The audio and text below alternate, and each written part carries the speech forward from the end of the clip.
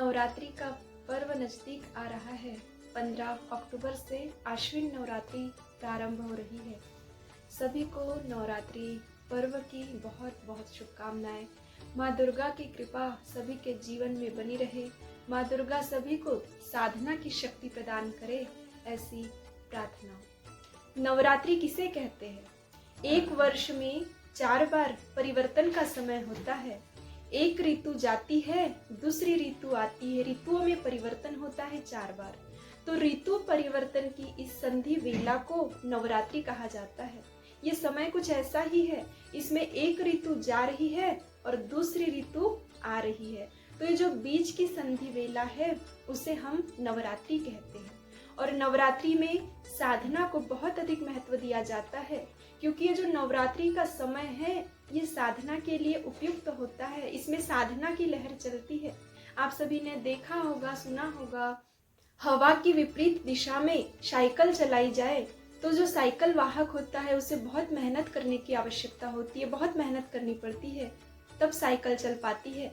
लेकिन जिस दिशा में हवा चल रही होती है, हवा की दिशा में यदि साइकिल चलाई जाए तो साइकिल वाहक को बहुत अधिक मेहनत करने की आवश्यकता नहीं होती, अपने आप चलती है, पाइडल भी मारने की आवश्यकता नहीं होती।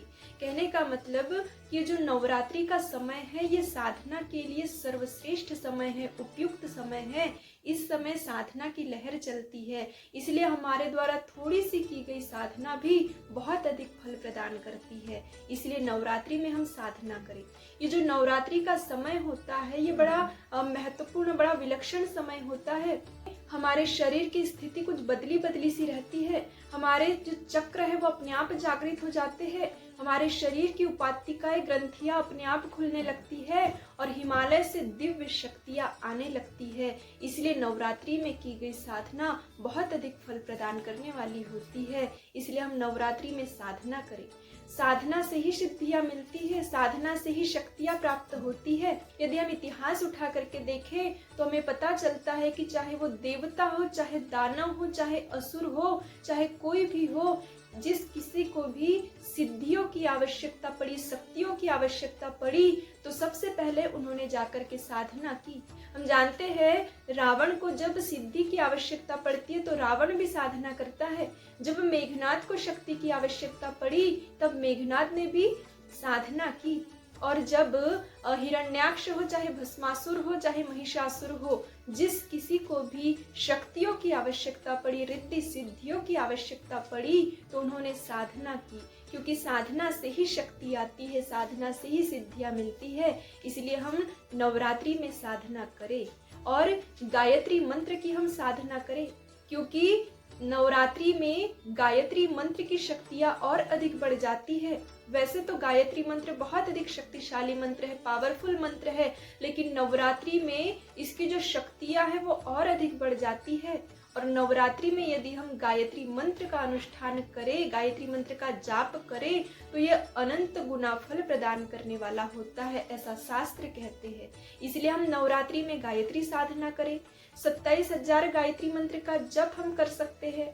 एक दिन में 27 माला का जप यदि हम करें तो 9 दिन में 27,000 गायत्री मंत्र जप हो जाता है, एक लघु अनुष्ठान पूर्ण हो जाता है। इसलिए हम नवरात्रि में गायत्री साधना करें। ये जो समय होता है नवरात्रि का, ये ऐसा समय है कि इसमें हम किसी भी समय, जब हमें समय मिले, हम भगवान के पास बैठकर साधना प्रारंभ कर सकते हैं। सुबह यदि हमें समय मिले तो हम सुबह साधना करें, सुबह समय न मिले, दोपहर में मिले तो दोपहर में साधना करें, शाम को समय मिलता है तो शाम में साधना करें।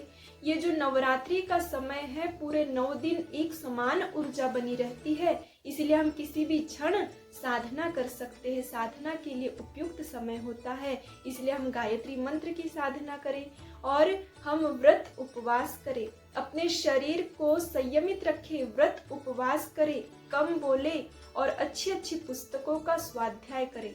हम इन दिनों रामचरितमानस पढ़ सकते हैं, श्रीमद् भगवद गीता का पाठ कर सकते हैं, दुर्गा सप्तशती का पाठ कर सकते हैं।